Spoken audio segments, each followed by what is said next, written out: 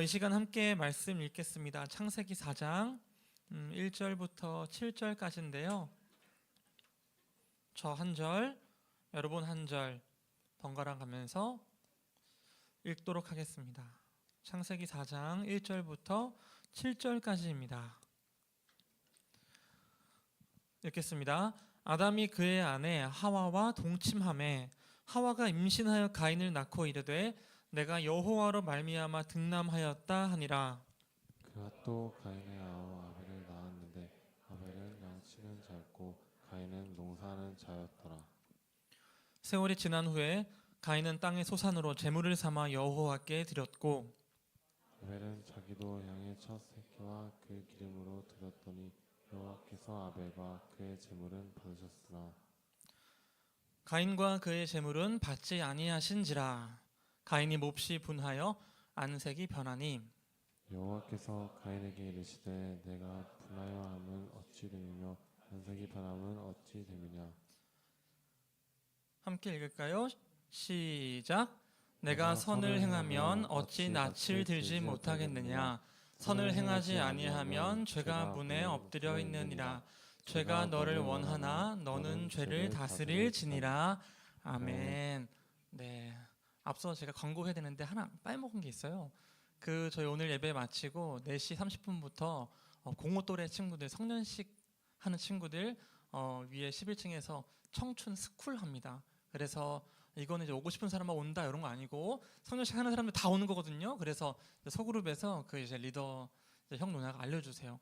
청춘 스쿨 가야지, 얼른 올라가 하면서 엘리베이터 타고 올라가는 거지 한번 보고 다시 한번 성년 축하해 한번 박수까지 쳐주시는 건 너무 과하겠지만 네, 잘 안내해달라는 거예요. 네, 이어서 바로 말씀 전하도록 할게요. 저희 오늘 말씀 제목은 표정 관리가 안 되던 날입니다. 누구의 표정 관리가 안 됐냐? 가인입니다. 가인이 왜 표정 관리가 좀 안 됐냐면 결론적으로 말하면 하나님한테 자신의 제물을 드렸는데 하나님이 받지 않았어요. 한번 창세기 4장 3절 읽어볼까요? 시작. 세월이 지난 후에 가인은 땅의 소산으로 제물을 삼아 여호와께 드렸고, 이어서 4장 4절을 보면 가인 동생 아벨이 나와요. 근데 이 가인과 아벨이 어떤 사람이냐면 아담과 하와가 이제 지지난주 이후에 에덴 동산에서 추방당했습니다. 근데 추방당하고 나가서 아이를 낳았는데 첫째 아이가 가인이고 둘째 아이가 아벨이에요. 그래서 가인도 아벨도 각각 열심히 일을 해서 그 제물을 하나님께 올렸어요. 가인은 땅의 소산을 올려드렸고 4장 4절을 보면은 아벨은 자기도 양의 첫 새끼와 그 기름으로 드렸더니, 그러니까 가인은 농사를 지었고요, 아벨은 목축업을 했어요. 자, 근데 문제는 이겁니다. 4장 4절 이제 후반에 보면은 여호와께서 아벨과 그의 제물은 받으셨으나, 그러니까 아벨의 제물은 받았는데 창세기 4장 5절에 가보면 가인과 그의 제물은 받지 아니하신지라. 그래서 가인이 몹시 분하여 안색이 변했어요. 그래서 오늘의 가장 큰 이 절정의 하이라이트 4장 6절입니다. 여호와께서 이렇게 얘기를 하시는 거죠. 가인에게 이르시되 내가 분하여 함은 어찌 됨이며 안색이 변함은 어찌 됨이냐, 이렇게 이야기를 하시는데요. 자, 우리가 이 본문을 보면서 굉장히 그냥 이렇게 화가 날 수도 있는 거고 안색이 변할 수도 있는 건데, 이게 성경에서 왜 이제 중요한 역할을 하게 되냐면 아담과 하와 이후에 첫 인류가 등장했는데 그 인류의 첫 번째 이야기 스토리가 이 갈등이고, 이 갈등은 하나님과 연결되어 있고, 이 갈등의 끝자락에는 결국 무슨 일이 일어나냐면 가인이 아벨을 죽여요. 자신의 형제를 죽이게 됩니다. 자, 그러니까 이 하나의 사건을 보면서 우리는 이 사건을 어떻게 해석해야 될까? 이게 오늘의 주요한 논점이거든요. 자, 그러면은 이 논점을 우리가 풀어가기 위해서 이런 식으로 접근할 수가 있어요. 뭐냐면, 자, 이런 거죠.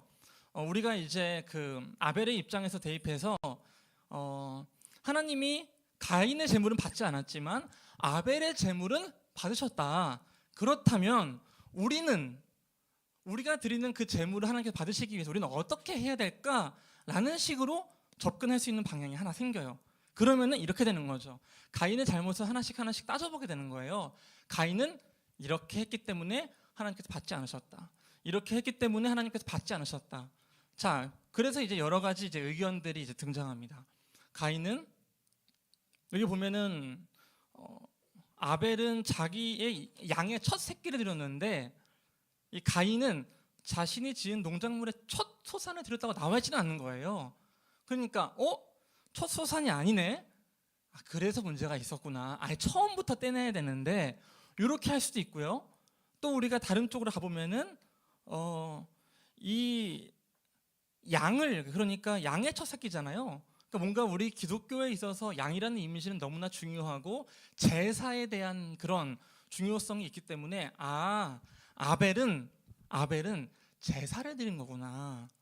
그리고 그 제사는 나중에 신약에 나오는 예수님과 연결되면서 이게 엄청나게 중요한 의미가 있구나. 가인은 그러지 못했네. 이렇게 할 수도 있는데 근데 이제 이렇게 가보면은 그것도 나름대로 굉장히 그 교훈이 생겨요. 그러면서 그럼 우리는 하나님께 어떤 예배를 드려야 될까? 그러면 우리의 처음 진짜 그 마음이 담긴 처음 걸 드려야지. 이렇게 적용할 수가 있고 또 한편으로는 진짜 중요한 거, 그러니까 농작물 하는 것도 중요하지만 양의 첫 새끼, 그러니까 성경에서 말하는 그러니까 정한 거, 꼭 하나님이 원하는 거 그거 드려야지 이렇게 얘기할 수도 있는 거예요. 근데 저는 오늘 조금 방향을 거슬러서 저희가 지금까지 창세기를 읽어오면서 제가 취했던 어떤 관점에 따라서 읽어보려고 하는데요. 그건 뭐냐면 하나님의 뜻을 잘 알 수 없다는 거예요. 무슨 말이냐면 창세기에 수많은 사람들이 등장하는데 첫째와 둘째가 엄청 많이 등장해요. 가인과 아벨뿐만이 아니라 뒤쪽에 가면 이스마엘과 이삭이라는 사람이 등장하고 에서라는 사람과 야곱이 등장합니다. 근데 이상하게 하나님은 둘째를 더 좋아해요. 보통은 첫째를 더 좋아하잖아요. 그렇죠? 갑자기 말을 잘못한 것 같은데 제가 첫째까지밖에 없었어요. 그래서 저희 딸이 둘째 똑같이 나오면 좋아할 거예요. 혹시 나중에 언젠가 둘째가 이 설교를 들을 수도 있잖아요. 자, 근데 그 창세기를 보면은 하나님이 왜 첫째인 에서가 아니고 둘째인 야곱을 선택했는지, 첫째인 이스마엘이 아니고 둘째인, 물론 그건 이유가 있긴 있지만 이게 정확히 이유가 막 나타나지 않아요. 왜 하나님이 야곱을 더 좋아했을까? 이런 건 나오지 않거든요. 그럼 뭐냐면 하나님이 누군가를 선택하는 건 오히려 우리가 알 수 없어요. 그냥 알 수 없이 시작해. 근데 우리의 문제는 뭐냐면은 우리는 하나님 도대체 왜 그랬는지 답답한 거예요. 아니 애초에 하나님이 이 가인 거를 받아줬으면은 이렇게 사람 죽일 일도 안 생길 거 아니에요. 그러니까 하나님에 대한 우리가 뭔가 이렇게 분노와 알 수 없는 그 적개심과 왜 일을 이런 식으로밖에 할 수 없는지 이런 마음을 갖게 되는데 저는 바로 이거 우리가 지금 갖게 되는 이 감정 있잖아요. 이게 바로 창세기가 우리한테 알려주려고 하는 것 같아요. 무슨 말이냐면 우리는 지지난주에 뱀과 하와의 그 이야기를 보면서 이런 질문을 하게 되잖아요. 아니 그러면 뱀은 어디서 나왔어? 하나님 뱀 왜 나오게 한 거야? 하나님이 뱀 나오게 했으니까 그거 한 거 아니야? 하나님한테 우리는 화살을 돌리고 싶은데 이 창세기의 저자, 하나님 성경의 저자는 하나님 우리한테 내가 이 악의 근원이 이렇게 생겼으니까 너희는 악하게 살 수밖에 없었어라는 걸 논리적으로 설득시키려고 하는, 그 이해시켜 주려고 하는 본문이 아니라 지금 우리는 어떻게 죄악에 빠지게 되고 그 죄는 얼마나 무서우며 그 죄로부터 나오기 위해서 우리는 뭘 해야 되는지 오히려 굉장히 실전적이고 현실적이고 정말로 우리가 그 사용하기에 좀 용이한 그런 지금 메시지를 담아 놓은 거거든요. 그러면 오늘 우리는 이 본문을 볼 때 하나님은 왜 가인의 걸 받지 않았지? 그러면 내 걸 받게 하려면 어떻게 해야 되지? 그럼 난 이걸 줘야겠다. 이 포인트가 아니라 그 다음 포인트. 가인은 왜 화가 났으며 가인은 왜 그토록 분노했으며 거기에 대한 하나님의 처방은 무엇이었는가? 이거를 보려고 합니다. 어떤 의미인지 아셨죠? 자, 이제 여기에 대해서 제가 조금만 더 부연 설명하면 성경에는 이 두 가지 선이 존재하는 것 같아요. 뭐냐면 첫 번째로는 우리가 아까 얘기한, 그러니까 제가 그 말한 이렇게 하면 이렇게 된다라는 게 나쁜 말은 아니잖아요. 그거 진짜 필요해요. 여러분, 공부를 열심히 하면 성적이 어떻게 되죠? 보통 잘 나오잖아요. 그렇죠? 공부를 열심히 하면 대체로, 그렇죠? 열심히 일을 하면 대체로 돈을 벌게 되잖아요. 이건 너무나 자명한 사실이잖아요.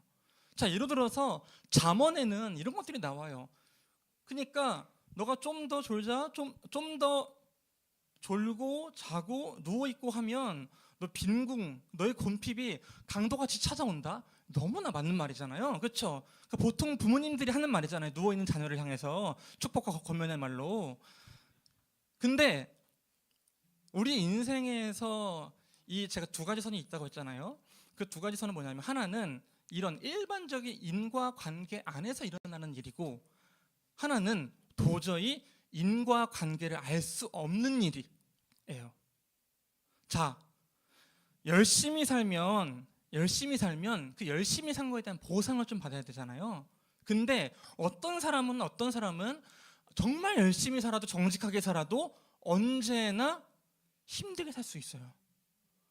정말 공부를 열심히 하고 잘해서 자기 것을 이뤘지만 정말 알 수 없는 이유로 진짜 불의의 사고로 내가 왜 이렇게 된 거지? 이렇게 열심히 살았는데 전혀 보상을 못 받을 수가 있어요. 열심히 본 재산, 가산을 탕진할 수도 있죠. 사기를 당할 수도 있죠. 그러니까 뭐냐면 우리의 삶에는 이 인과관계로 설명할 수 없는 예외적인 일들이 많이 존재하는 거예요. 그래서 성경에는 잠언만 있는 것이 아니라 욥기라는 게 등장하는 거죠. 그러면 욥기에서는 어떻게 싸우는 줄 아세요? 욥과 친구들은 너의 고난에 이유가 있다는 거예요. 너의 고난에 이유가 있어. 자, 예를 들어서 볼까요? 자, 욥기 4장 7절이에요. 욥의 친구가 욥한테 이렇게 얘기를 해요. 처음에는 위로해줬는데 아무리 위로해줘도 얘가 말을 안 듣는 거예요. 욥이. 그러니까 이렇게 얘기를 해요. 생각하여 보라. 죄 없이 망한 자가 누구인가? 정직한 자의 끊어짐이 어디 있는가? 이 말이 맞는 말이야, 안 맞는 말이에요? 맞잖아요. 그렇죠? 죄 없이 망한 자가 없는 거죠. 인과관계에 따르면. 정직한 자는 끊어지지 않아야 돼. 근데 욥 입장에서는 뭐예요? 답답해.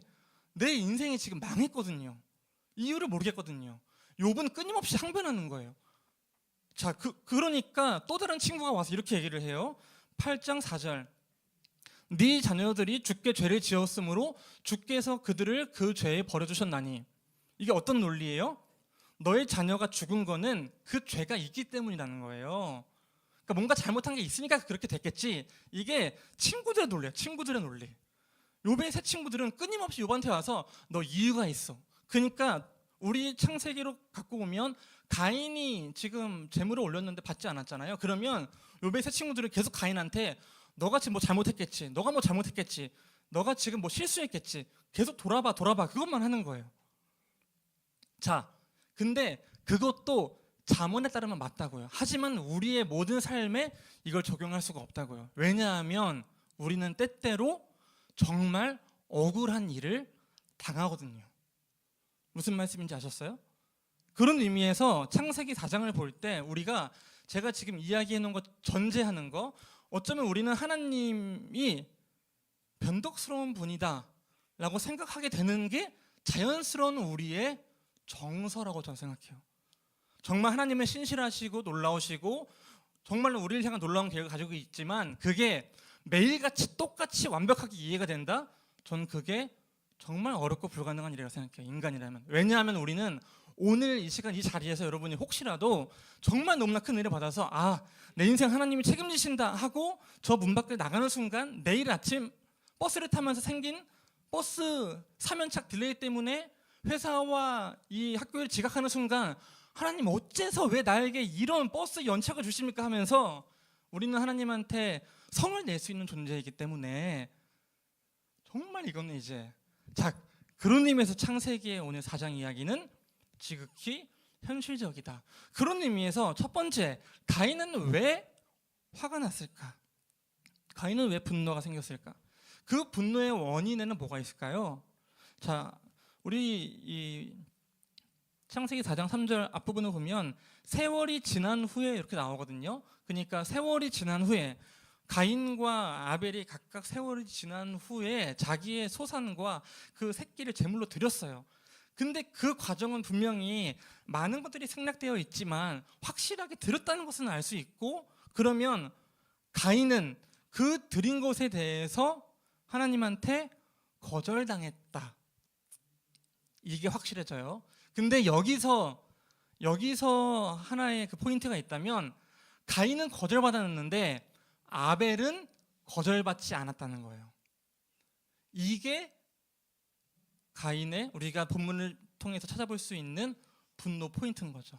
자, 그러니까 내가 생각할 때는 봐봐요. 아벨이 어떤 마음으로 들었는지 가인은 잘 몰라요. 가인은 가인 마음만 잘 알죠.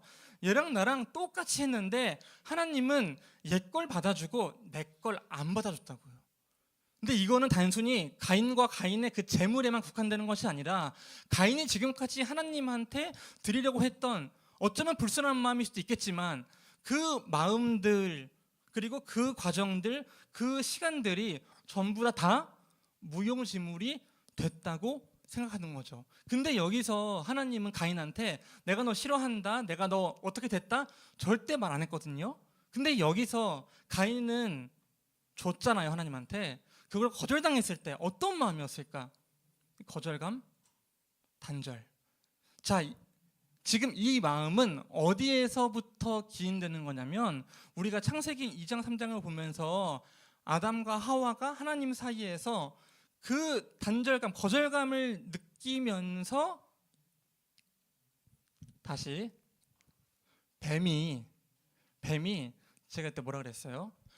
하와한테 질문을 던지는데 그 질문의 포인트가 뭐라 그랬어요? 그 관계를 의심하게 만드는 거라고 했잖아요. 그러니까 하나님은 너한테 다 쓰라고 했는데 굳이 물어보는 거는 너 이거 다 못하지? 이렇게 물어보는 거예요. 아무것도 못 먹지? 그러면은 하와는 여기서 의심이 생긴다고요. 의심이. 자, 그럼 돌아와서 오늘의 가인 얘기로 보면은, 가인은 지금 하나님과 자기 사이에서 자기가 준 걸 받지 않았기 때문에, 그러면은 이 마음이 어떤 마음인지에 대해서 의심하게 되는 거예요. 여러분들이 지금 친구를 생각해 보세요. 정말로 여러분들이 중요하게 생각하는 또래 집단을 생각해 보세요. 교회 내에 있는 어떤 관계들을 생각해 보세요. 자, 여러분이 여러분의 마음을 표현하잖아요. 주잖아요. 근데 그 마음이 내 마음을 일방적으로 그냥 주고 난 주는 것으로만 행복해 하는 게 정말 어려운 일이고 사실상 불가능에 가까워요. 왜냐하면 이런 거죠.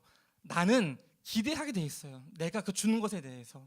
자, 여러분, 리더가 조언에게, 엘더가 리더에게, 제가 엘더분들에게, 다른 사람들에게 뭔가 연락을 할 때 내가 그래도 연락하고 선물 주고 뭐 하면은 그래도 내 마음 표현할 때 나는 주는 게 더 좋아하지만, 그 주는 것이 거절당할 때 오히려 이 마음이, 나의 선한 마음이 그냥 0으로 상쇄되는 것이 아니라 마이너스로 바뀐다니까요.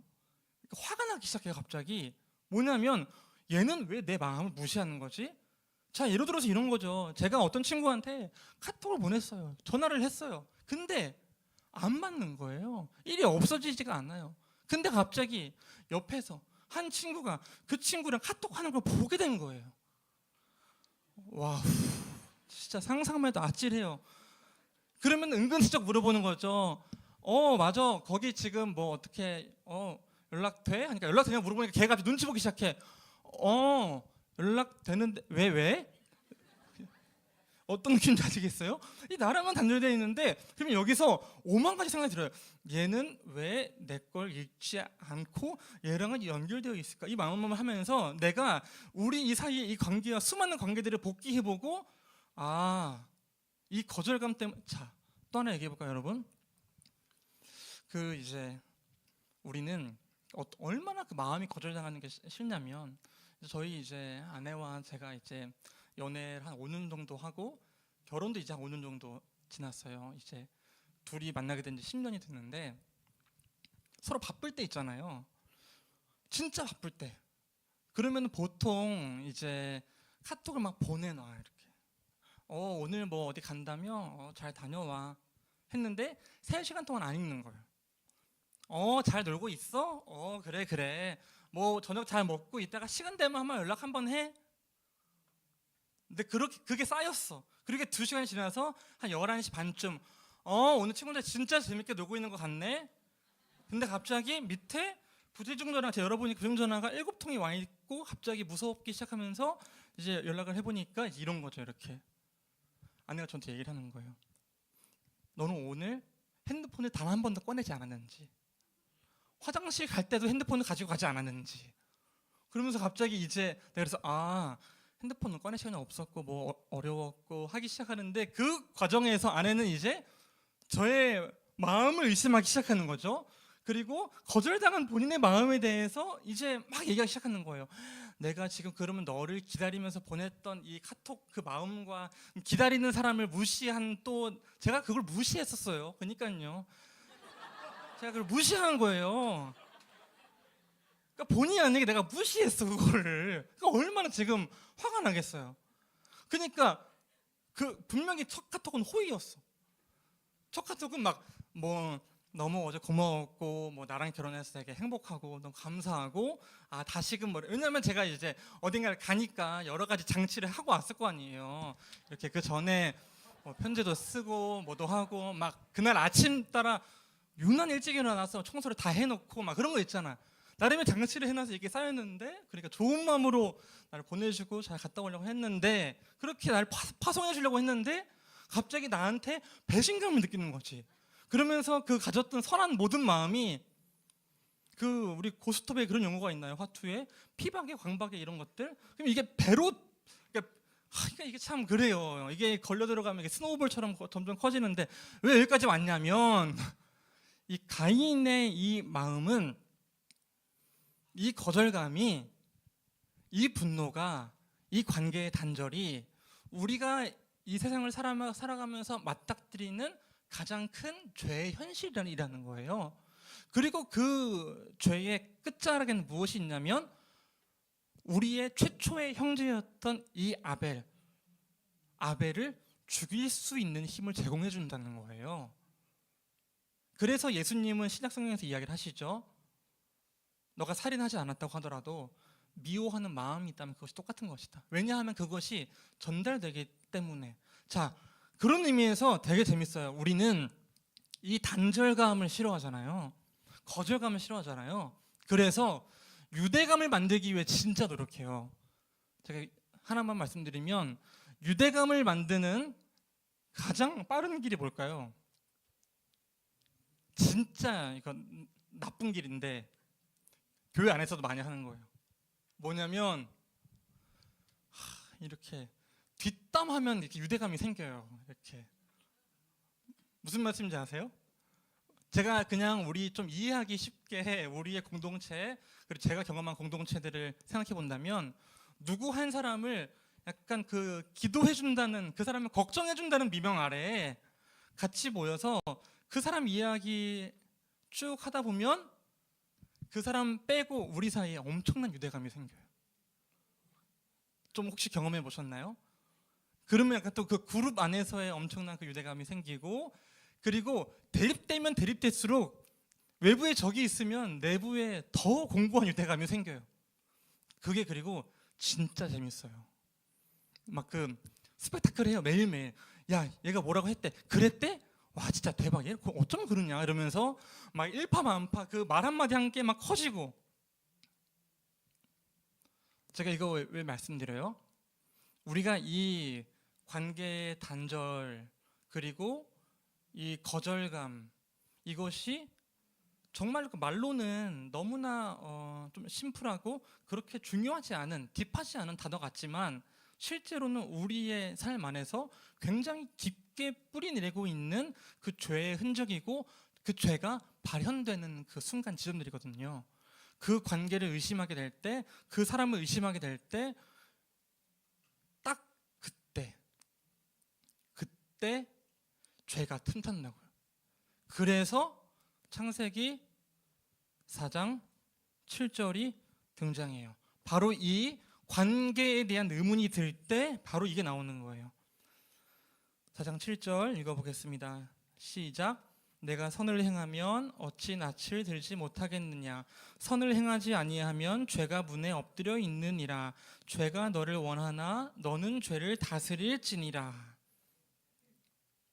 여기서 이제 낯을 들지 못하겠느냐라고 되어 있는데, 이 갑자기 왜 안색이 변했는데 낯을 들지 못하느냐 이야기가 나왔냐면, 그 안색이 변했다는 말이 그 히브리어 이제 원어로 보면은 고개를 떨구는 거예요.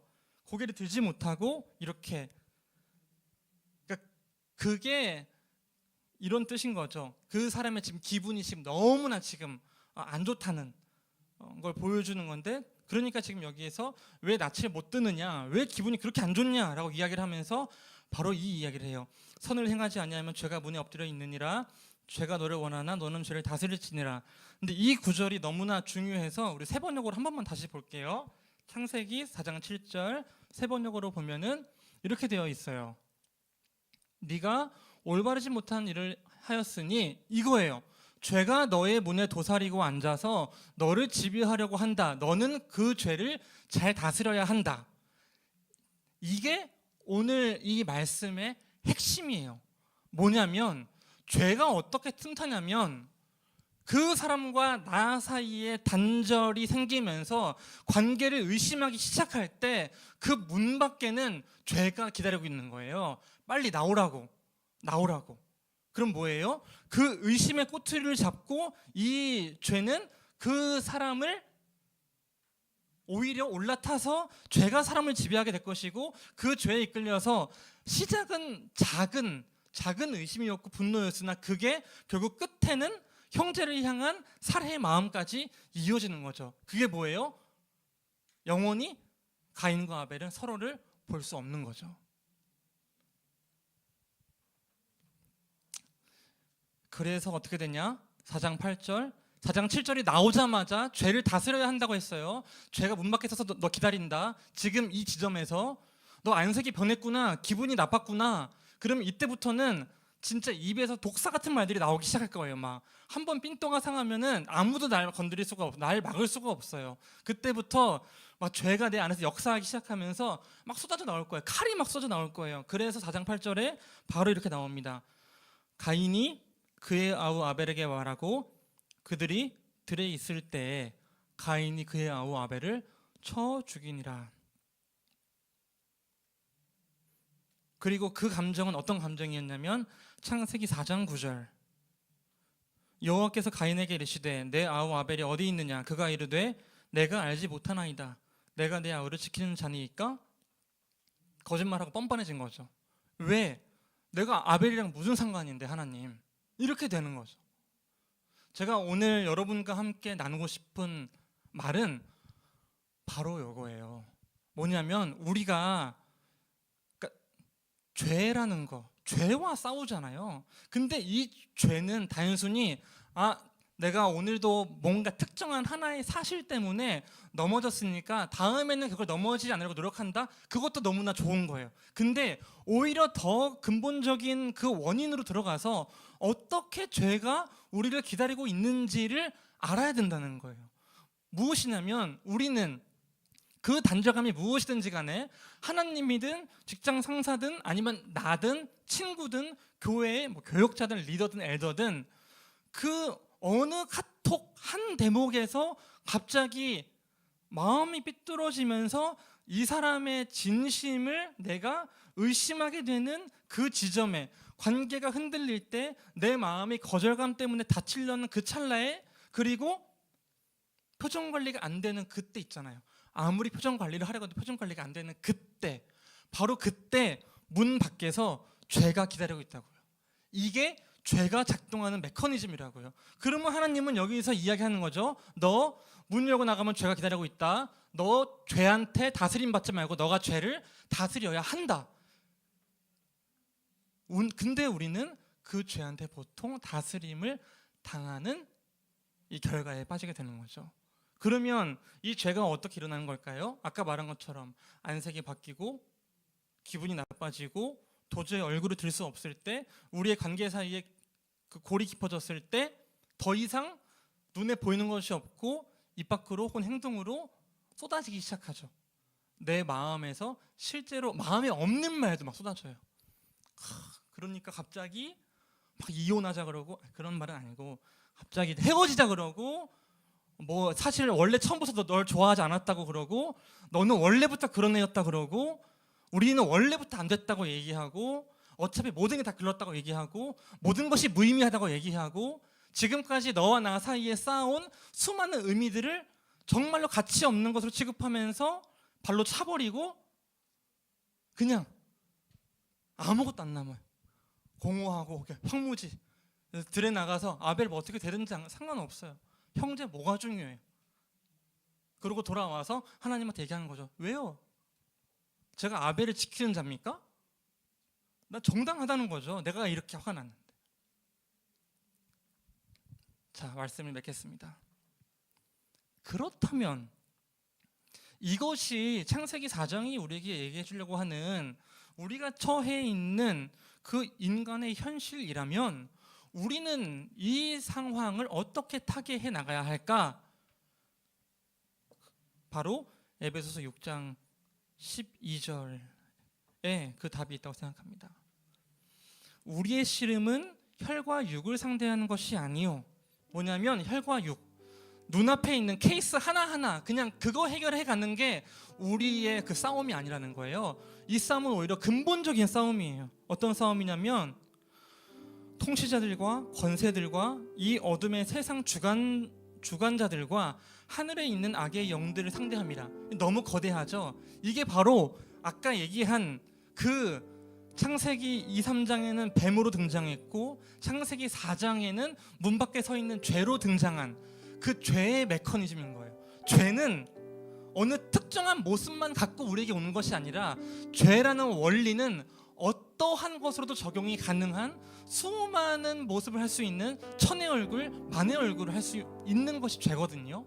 그런 의미에서 우리는 그 다양한 얼굴의 그 죄 5,000가지를 없애면 끝나는 게 아니라 나머지 5,000가지 남아있잖아요. 그러니까 죄가 가지고 있는 그 원래의 메커니즘과 싸워야 되는 거예요. 왜? 죄가 나를 틈타려고 하는 그 순간을 내가 알면 되는 거거든요. 그때 어떻게 틈타는지를 알고 내가 지키면 되는 거거든요. 그래서 에베소서에서 싸우라고 얘기를 해요. 어떻게? 6장 11절 마귀의 관계를 능히 대적하기 위하여 하나님의 전신갑주를 입으라. 6장 17절 구원의 투구와 성령의 곧 하나님의 말씀을 가지라. 우리가 묵상하고 말씀 읽으면서 하나님과 교제하는 이유가 여기에 있는 거예요. 이어서 6장 18절 모든 기도와 간구를 하되 항상 성령 안에서 기도하고 이를 위하여 깨어 구하기를 항상 힘쓰며 여러 성도를 위하여 구하라. 우리가 죄와 어떻게 싸울까요, 여러분? 문 밖에 나가면 죄가 기다리고 있는데 그러면은 그때는 가슴에 손을 얹고 내 안에 계신 성령님께 호소하는 거예요. 하나님, 제가 지금 제 마음이 이렇습니다. 제가 죄 때문에 무너질 것 같습니다. 나가면 죄가 있어서 내 입에서 나오는 모든 말들이 독사 같은 말이 돼서 상대방을 죽이는 말을 하게 될 것 같습니다. 성령님, 저 도와주세요. 제가 그 말 하지 않을 수 있게 해주세요. 그리고 오히려 그 상대를 죽이는 말이 아니라 반박할 건 반박하되 그 사람의 인격을 살해하는 말 하지 않게 해주세요. 그 상황에서 해야 될 게 무엇인지를 구하시는 거죠. 오케이? 자, 그런 의미에서 제가 하나 더 깨어 구하기를 항상 힘쓰며라고 나와 있는데 깨어있으라 뭐예요? 아, 내가 또 죄 지었어. 깨어있어야 돼. 이게 아니라 지금 이 상황이 어떻게 흘러가고 있는지를 여러분이 잘 인식하셔야 돼요. 누군가 와서 어떤 말을 나한테 틱했다? 그러면 이거 봐라, 지금 내 기분을 살짝 나쁘게 하려고 하네. 이걸 캐치하셔야 돼요. 이거 지금 우리의 관계를 흔들려고 하네. 자, 여러분 공동체에서 어떤 사람이 말 꺼내잖아요. 눈치채셔야 돼요. 이거 은근슬쩍 여기 없는 사람 이야기 꺼내서 걔 이야기 그 씹는 걸 여기서 하려고 하네. 그걸 알아채셔야 돼요. 그거 하지 말자고 하셔야 돼요. 야, 우리 여기 없는 사람 얘기는 하지 말자. 이걸 할 수 있어야 돼요, 여러분. 죄 짓지 않는 거 너무 멀리 있는 거 아니에요. 누군가가 너무 막 폭주해서 달릴 때 아, 왜 그래? 걔도 이유 있겠지. 굳이 그렇게 하지 말자. 이 얘기할 수 있는 용기를 가지시라고요. 아셨죠? 성령님께 의지해서 거기 따라가지 마시고요. 여러분의 마음이 폭주하게 가만히 그냥 기다리지 마시고요. 네, 우리 함께 찬양하면서 우리와 함께 하시는 성령님께 간구하는 시간을 갖도록 하겠습니다. 성령님은 우리 안에 내주하신다고 하시거든요. 뭐냐면 그 죄 앞에 홀로 서게 두지 않게 하신다는 거예요. 그러니까 우리가 오늘 찬양할 때 지금 이곳에 계시는 성령님께 간구합니다. 우리를 도와주시옵소서. 오늘 이곳에 계신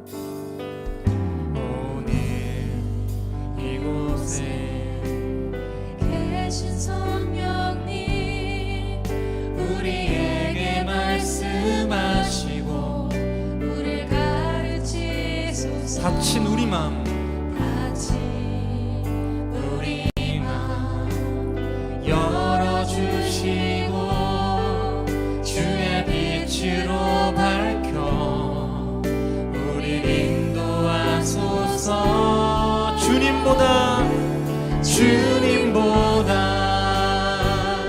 앞서지 않고 겸손하게 주님의 말씀 기다리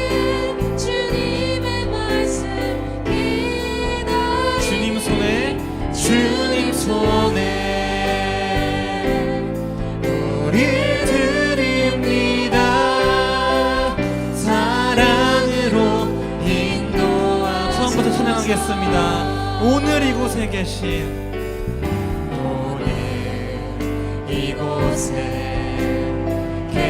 성령님 우리에게 말씀해 주시옵소서. 우리에게 말씀하시고 우리를 가르치소서.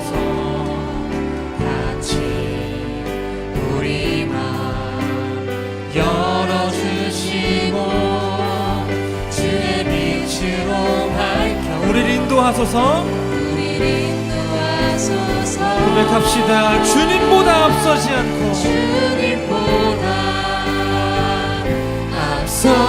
않고 겸손하게 주님의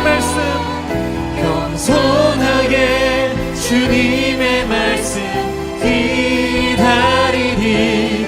주님 손에 우릴 드립니다.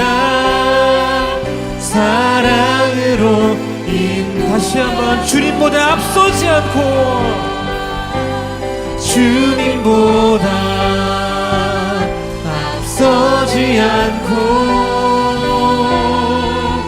겸손하게 주님의 말씀 기다리니 주님 손에 우릴 드립니다.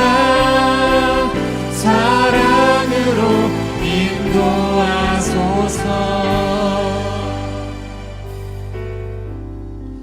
여러분, 성령님께 우리를 인도해달라고 기도하면 성령님이 갑자기 막 우리의 답답했던 그 마음 뻥 뚫어주시고 보이지 않았던 진로를 갑자기 보여주시고 이럴 수도 있겠지만, 사실 성령님께서는 더 근본적인 우리가 우리의 삶에서 만나게 될 수많은 얼굴을 하고 있는 그 죄와 싸울 때 우리에게 힘을 주시거든요. 힘을 주셔서 넘어지지 않게 하시고, 넘어졌을 때 일어나게 하시고, 그리고 무엇보다 우리를 예민하게 만들어 주셔서 그 예민한 감각 안에서 이 상황이 지금 어떻게 흘러가는지를 분별할 수 있는 지혜를 주시는 거예요. 이 시간 여러분 이렇게 기도합시다. 성령님, 성령 하나님, 우리가 우리의 삶을 살아갈 때 우리가 정말로 분별할 수 있는 지혜를 허락해 주시옵소서. 우리가 혹시 이 공동체 안에서, 나와의 관계 안에서, 수많은 관계들 사이에서 그 단절과 거절감을 피하기 위해서 회피하거나 아니면 누군가를 짓밟는 일을 하고 있었다면, 그것으로 향하는 그 길목에서 우리를 알려주셔서 깨우쳐 주셔서 아 이렇게 가면 안 되는 거구나 하는 그러한 분별을 할 수 있는 지혜와 예민한 감각을 그리고 이겨낼 수 있는 능력을 허락해 주시옵소서. 다 함께 주여 한번 부르고 기도하도록 하겠습니다. 기도합시다. 주여 주님 아버지, 우리가 진정 간구하오니 성령 하나님, 우리가 우리의 삶을 살아갈 때 맞닥뜨리는 그 수많은 죄의 얼굴들 속에서 우리가 상대방의 마음을 의심하고 상대방의 그 진의를 의심하고 그것을 오히려 선을 악으로 갚으며 그 악한 마음으로 우리 입에서 정말 수많은 그 칼과 독사들을 뽑아냅니다. 주님, 우리가 진정 한 사람 한 사람을 바라볼 때 아버지, 우리가 그 문 밖에 서서 기다리고 있는 죄와 싸울 수 있는 그 예민한 감각과 그리고 하나님께서 함께 해주심으로 그 죄를 오히려 다스릴 수 있는 힘을 우리에게 부어주시옵소서. 주님, 지켜주시고 인도해주시고 도와주셔서 우리 마음 가운데 정말로 그 죄와 싸울 수 있는 악한 권세와 싸울 수 있는 그 능력을 허락해 주시옵소서. 주님, 지켜주시고 도와주시고 인도해 주실 줄 믿습니다. 언제나 주님 저희와 함께 해주시옵소서. 주님 아버지,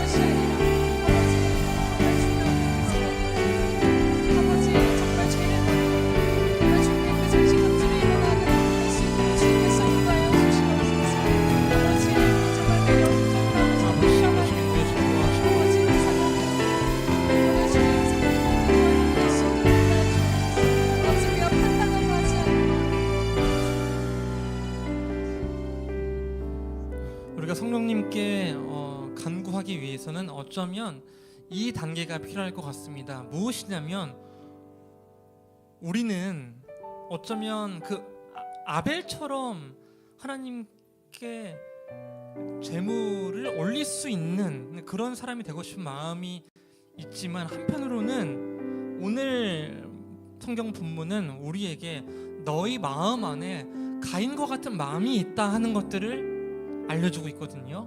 여러분 마음에는, 여러분의 그 모습에는 가인과 같은 모습이 있지 않으신가요? 그 거절감 때문에 안색이 변하여 도저히 표정 관리를 할 수 없고 그 다음부터는 누구도 나를 말릴 수 없는, 그저 내 안에서 사람을 살리는 말이 아니라 사람을 해하는 말이 나오게 되는. 근데 그 사람은 비단 다른 사람뿐만이 아니라 나 자신에게도 나 자신을 계속 짓밟는 말이 나올 수도 있거든요. 그러니까 하나님과의 관계의 단절, 우리의 그 원죄는 이렇게 모든 것과의 관계의 단절로 이어지고 끝내는 그 관계를 해하고 주기까지 이어집니다. 이 시간에 묵상할 때는 하나님, 우리 안에 내 삶에 가인과 같은 마음이 있군요. 하나님, 쟤는 왜 됩니까? 나는 아니고 하는 마음이 제 안에 있습니다. 내 안에 가인의 마음이 있는지를 한번 잠잠히 묵상해보는 시간을 갖도록 하겠습니다. 하나님 아버지, 내 마음 안에 가인과 같은 마음이 있음을 주님 고백합니다. 하나님, 도대체 저 사람은 되고 왜 나는 되지 않는지에 대한 그 억울함 때문에 오히려 그것이 하나님에 대한 분노를 향하고 그 분노를 이길 수 없어서 오히려 스스로를 해하거나 다른 사람을 해하는 마음을 갖기도 합니다. 스스로를 포기하기도 합니다. 그 억울함 때문에 우리 마음에는 하나님이 왜 이렇게 하셨는지에 대한 질문만으로 가득합니다.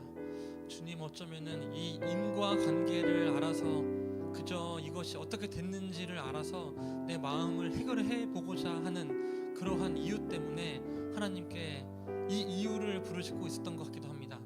내 삶은 지금 왜 이런지, 나는 왜 이렇게 어려운지.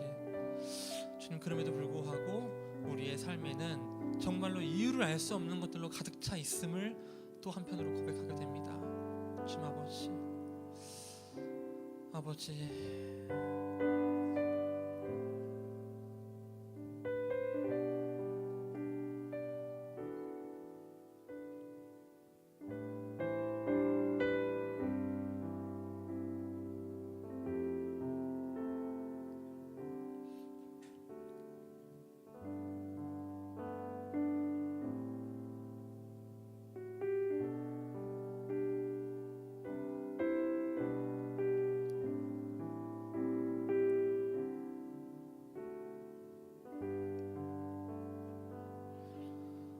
창세기의 가인과 오늘날 우리가 다른 것은 오늘날 우리는 예수님을 믿는 그리스도인이라는 것인데요. 무엇이 다르냐면 아담은 죄에 무너지고 가인은 죄에 무너지지만 우리 예수 그리스도께서는 그 죄와의 싸움에서 승리하시는 분이시거든요. 그래서 우리에게 성령을 보내주시면서 내가 너희와 언제나 항상 함께 있으리라 라고 이야기를 하시고 이제는 우리에게 너희가 죄와의 싸움에서 이길 수 있다, 내가 이미 승리했다라고 이야기를 하시거든요. 그런 의미에서 우리는 이제는 그 매일같이 죄와의 싸움에서 반복적으로 져서 무기력해지는 삶이 아니라 그 죄와의 싸움에서 승리를 거듭해 감으로써 이제는 내가 너를 이긴다라고 자신 있게 이야기할 수 있다는 것이죠. 그런 의미에서 우리 이 찬양 다시 한번 부르고 기도하도록 하겠습니다. 주님보다 앞서지 않고 함께 고백합시다. 주님보다 앞서지 않고 겸손하게 주님의 말씀 기다리리. 주님 손에 우릴 드립니다. 사랑으로 인도 창조하신 모습 떠난 우리를 창조하신 모습 떠난 우리를 예수님답게 빚으소서. 주님보다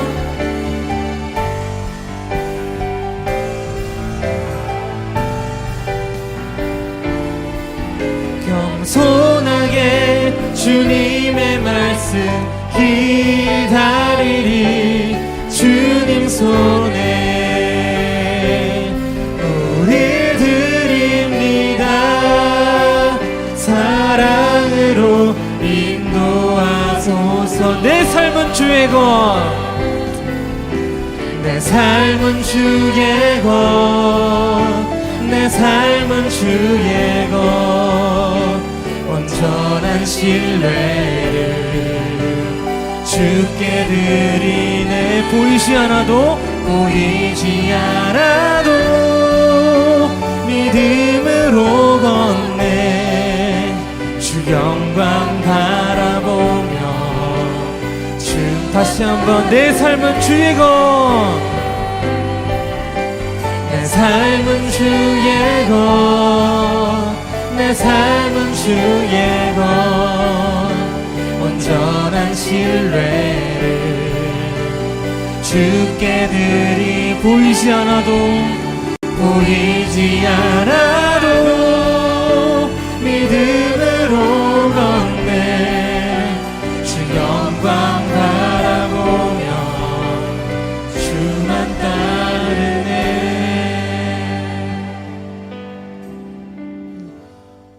여러분, 우리가 죄와 싸울 때 중요한 것은 바로 이 지점입니다. 뭐냐면 내가 죄에 빠지지 말아야 한다는 사실에만 집중하면 반드시 죄에 빠지거든요.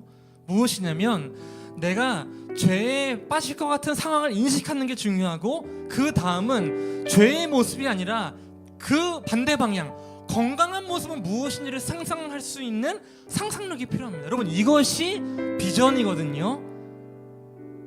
무엇이냐면 여러분, 스키 선수가 그 산꼭대기에서 내려올 때 피해야 하는 그 나무 장애물만 집중하면 오히려 사고가 더 높아진다고 합니다. 그럼 무엇을 바라봐야 하느냐?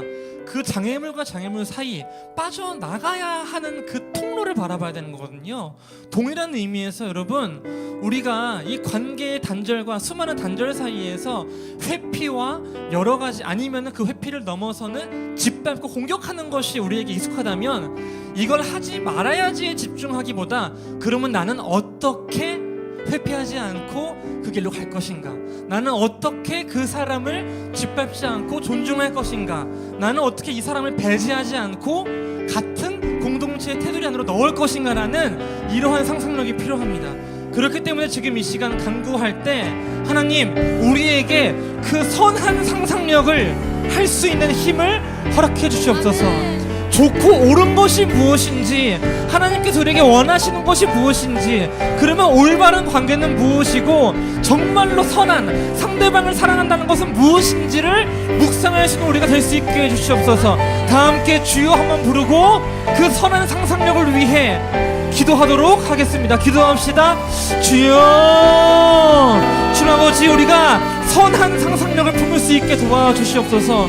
우리가 가지고 있는 상상력이 그저 나쁜 길로 가지 말아야 하는데 라는 그런 안절부절함, 그리고 그저 우리가 매일같이 넘어지는 것에 반복되어 무기력하고 지치는 것이 아니라 우리가 어떤 방향으로 나아갈지에 대한 그 뚜렷한 비전과 지금은 보이지 않지만 내가 어떻게 행해야 하는지, 내가 한 사람을 어떻게 사랑해야 하는지, 내가 그들을 어떻게 품어야 하는지, 이것들을 알 수 있는 구체적인 상상력을 가질 수 있도록 인도해 주옵소서.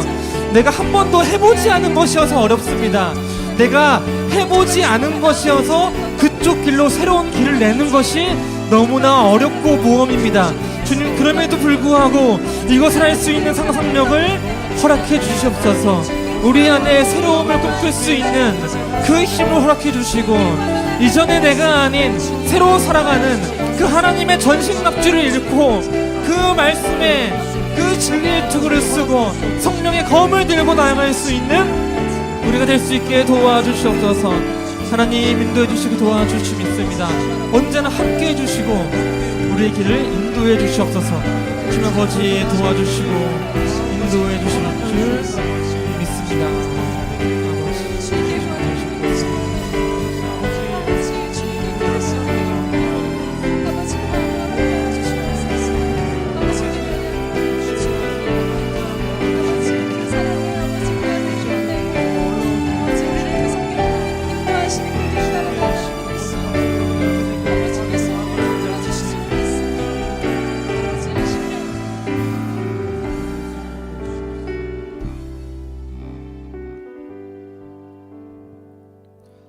하나님, 오늘 우리가 하나님의 말씀을 통해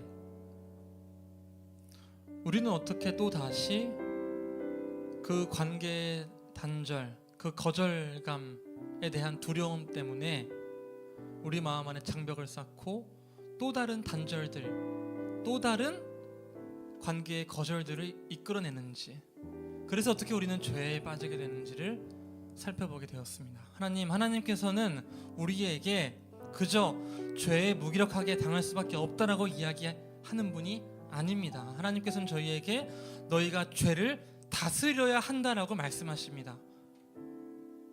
우리 안에 있는, 우리와 함께 살아가시는 그 성령님께 의지하여 우리가 우리의 삶에 마주하고 있는 수많은 문 밖에 서 있는 그 죄를 싸워서 이겨서 다스릴 수 있는 우리가 될 수 있게 도와주시옵소서. 하나님, 정말 간구합니다. 우리가 그 거절감이 무서워서 거짓된 유대감을 만들기 위해 상대방을 과하게 통제하거나 상대방을 과하게 배제하거나 아니면은 그 상대방의 자리에 나 자신을 놔둬서 나 스스로에게만 계속 채찍질을 하는 그러한 삶을 살지 않게 인도해 주시옵소서. 살아계신 우리의 구세주 예수 그리스도의 이름으로 간절히 기도합니다. 아멘. 이 시간 주님께서 가르쳐 주신 기도를 함께 고백하도록 하겠습니다. 하늘에 계신 우리 아버지여, 이름이 거룩히 여김을 받으시오며 나라의 임하옵시며 뜻이 하늘에서 이룬 것 같이 땅에서도 이루어지이다. 오늘날 우리에게 일용할 양식을 주옵시고 우리가 우리에게 죄 지은 자를 사하여 준 것 같이 우리의 죄를 사하여 주옵시고 우리를 시험에 들게 하지 마옵시고 다만 악에서 구하옵소서. 대개 나라와 권세와 영광이 아버지께 영원히 있사옵나이다. 아멘.